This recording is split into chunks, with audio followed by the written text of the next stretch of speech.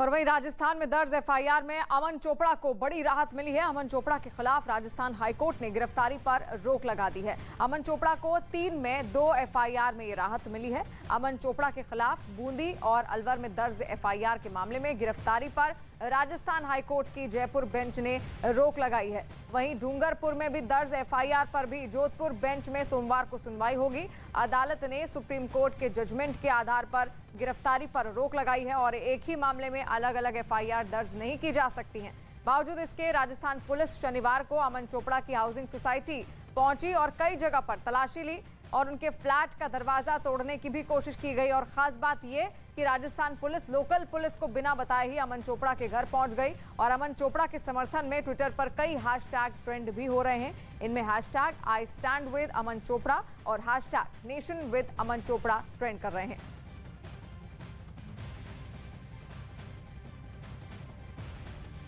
और बीजेपी प्रवक्ता गौरव भाटिया इस वक्त हमारे साथ फोन लाइन पर जुड़ गए हैं। गौरव भाटिया जी, पहले तो बहुत स्वागत है आपका न्यूज़ 18 इंडिया पर। और जिस तरीके से गिरफ्तारी पर रोक लगाई गई है राजस्थान हाईकोर्ट की तरफ से अमन चोपड़ा की, उस पर क्या कहेंगे आप? देखिए, सबसे पहले तो मैं ये कहूंगा कि चाहे न्यूज़ 18 हो चाहे अमन चोपड़ा जी हो, हमेशा बड़ी निर्भीकता से और बहादुरी की पत्रकारिता करके सच को उजागर किया है। और जिस तरह से वर्दी का दुरुपयोग राजस्थान की सरकार कर रही है, ये दिखाता है कि आज अशोक गहलोत बहुत घबराए हुए हैं, डरे हुए हैं कि न्यूज़ 18 और पत्रकारिता जो अमन चोपड़ा जी कर रहे हैं वो उनका सच उजागर ना कर दे। जो भ्रष्टाचार वहां हुआ है, जो सांप्रदायिक तुष्टीकरण की राजनीति राजस्थान में हमने देखी कुछ सप्ताह से, और एक अधिवक्ता होने के नाते मैं एक बात और कह दूं, ये जो वर्दी का दुरुपयोग है, ये किसी भी न्यायालय में जब सामने आएगा तो फटकार ही नहीं लगेगी, बल्कि अशोक गहलोत जी को बहुत महंगा पड़ेगा, क्योंकि इस तरह का प्रयास गैर संवैधानिक है, ये कानून का उल्लंघन है। और ये कहना गलत नहीं होगा कि आज रक्षक भक्षक बन गया है। अशोक गहलोत खुद एक अपराधी की तरह व्यवहार कर रहे हैं एक पत्रकार से। जी गौरव भाटिया जी, सुबह ये कोर्ट ने गिरफ्तारी ना हो ये कह दिया था, लेकिन उसके बावजूद भी हाउसिंग सोसाइटी में पहुंचती है पुलिस और दरवाजा भी तोड़ती है। इसको किस तरीके से देखते हैं आप? देखिए, मैंने बताया ना कि ये पुलिस का दुरुपयोग है। जिस पुलिस को जनता के सुरक्षा के लिए, जनता के हित के लिए करौली में जो हुआ दंगे, उसको रोकने के लिए, जो हमने जोधपुर में देखा उसे रोकने के लिए व्यस्त होना चाहिए था, उसको अपना राजनीतिक प्रकोष्ठ कांग्रेस पार्टी ने बना दिया है। और ये किसी भी को गवारा नहीं होगा। इसकी एक बहुत बड़ी प्रतिक्रिया हो रही है और आगे ये जन आंदोलन बनेगा और कांग्रेस उखाड़ दी जाएगी। जी, तो गौरव भाटिया हमारे साथ जुड़े हुए हैं लगातार और तस्वीरें भी हमने आपको दिखा रहे हैं किस तरीके से वहां पर हाउसिंग सोसाइटी में उस वक्त राजस्थान पुलिस वहां पर पहुंचती भी है और कोशिश करती है कि वो वहां ताला भी तोड़े।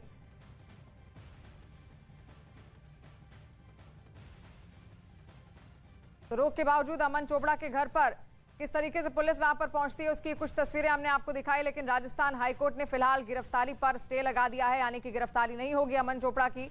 और गौरव भाटिया लगातार हमारे साथ जुड़े हुए हैं।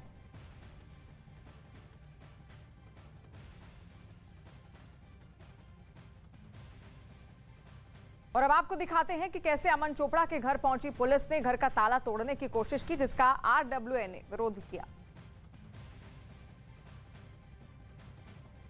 तो ये उस वक्त की तस्वीरें हैं जब राजस्थान पुलिस वहां पर पहुंची थी और अमन चोपड़ा के घर के बाहर वो पहुंची। हालांकि सुबह ही हाईकोर्ट द्वारा रोक लगा दी गई थी गिरफ्तारी पर, लेकिन उसके बावजूद वहां पर पुलिस पहुंचती है और साथ साथ घर के मालिक की इजाजत के बिना वो वहां पर पहुंचती है। ये तो पेपर बाहर पड़ा बंद है। हाँ जी, बंद है, पेपर पड़ा है। मैंने 10-12 दिन से देखा नहीं। पेपर एक इधर भी पड़ा हुआ है। लॉक की तरह से दिला सकते हो? नहीं सर, नहीं, ये बिना ओनर की परमिशन। हाँ नहीं, आप तो यदि चाहे पुलिस तो हम ताला थोड़ी ना तोड़ देंगे किसी का। कोर्ट ने तो ये दिया नहीं कि किसी का ताला तोड़ दीजिए। कोर्ट के आदेश हो तो फिर हमें ताला तोड़ दीजिए। तो ताला वीडियोग्राफी करा के कितने दिन से नहीं है? देखो 10-12 दिन से तो मुझे पता नहीं है। हाँ, तलाशी क्या तो उसमें क्या ये तो पेपर बाहर पड़ा बंद है? हाँ जी बंद है, पेपर पड़ा हुआ है, पेंडिंग पेपर पड़ा। और अलवर से सांसद बाबा बालकनाथ इस वक्त हमारे साथ जुड़ रहे हैं। सबसे पहले तो आपका बहुत स्वागत है। और जिस तरीके से राजस्थान हाईकोर्ट द्वारा अरेस्ट पर स्टे लगा दिया है अमन चोपड़ा की, क्योंकि जोर शोर से ये मुद्दा आपने भी उठाया था, इस पर क्या कहेंगे आप? जी नहीं, मैं तो इतना ही कहना चाहूंगा कि जिस प्रकार से गहलोत सरकार बार बार संविधान की दुहाई देती है और ये कहती है कि संविधान खतरे में है, तो आज जिस प्रकार से कोर्ट से उनको बेल होगी फिर भी राजस्थान सरकार उनके पीछे पड़ी है, तो आप कोर्ट में स्पष्ट करें ना। राजस्थान सरकार कोर्ट में स्पष्ट करे कि उन्होंने गलत किया, सही किया, उसका निर्णय कोर्ट करेगा। सरकार निर्णय करने वाली कब से हो गई? और बार बार मीडिया को दोषारोपण करना, मीडिया के लिए कटाक्ष बोलना अपने सोशल मीडिया के माध्यम से हो या अपने खुद के वाणी के माध्यम से हो, तो ये गलत है। क्योंकि ये लोग जिस प्रकार के शासन कर रहे हैं और शासन के अंदर जो इनसे बार बार एक तुष्टीकरण की राजनीति, जिस प्रकार से अपराध राजस्थान में बढ़ रहा है, उसको जब मीडिया उजागर करती है तो इनको दर्द होता है उस बात का, और उसकी भड़ास जो है कि मीडिया पे निकालते हैं।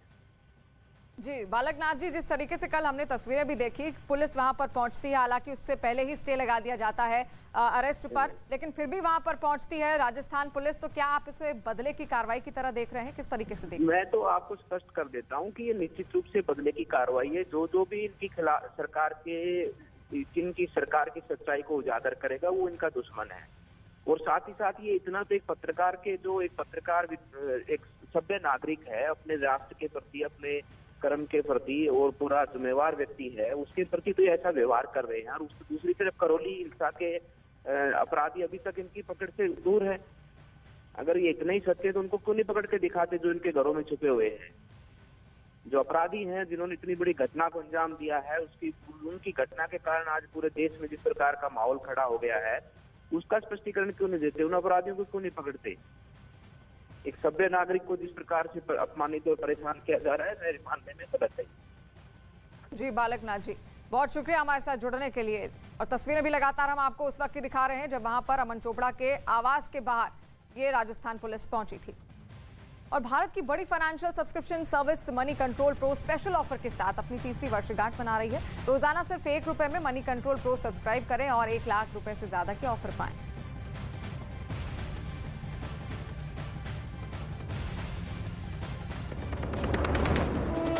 राजस्थान हाईकोर्ट से अमन चोपड़ा को बड़ी राहत। अमन चोपड़ा के खिलाफ दर्ज 3 FIR में 2 में गिरफ्तारी पर लगी रोक। नोएडा में अमन की हाउसिंग सोसाइटी में राजस्थान पुलिस के पहुंचने के विरोध में सोशल मीडिया पर अभियान।